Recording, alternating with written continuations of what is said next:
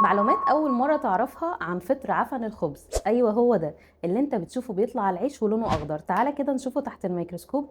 هو ده شكله، بيكون ليه أشباه جذور وحوامل، وبعد كده في الآخر الكور الصغيرة دي بنقول عليها حوافظ جرثومية. من اسمها كده يعني موجود جواها جراثيم.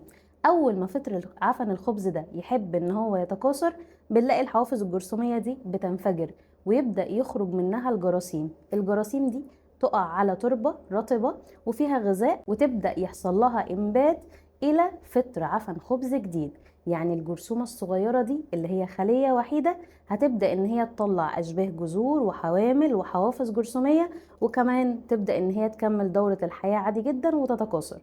طيب، كمان معلومة مهمة قوي إن أنت تعرفها عن فطر عفن الخبز، إن كل خلاياه بتكون أحادية المجموعة الصبغية. يعني ايه احاديه المجموعه الصبغيه؟ يعني لو سالتك على اشباه الجذور او الحوامل او الحوافظ الجرثوميه او حتى الجراثيم اللي موجوده جواها، فكلهم نون، يعني كلهم خلايا احاديه المجموعه الصبغيه.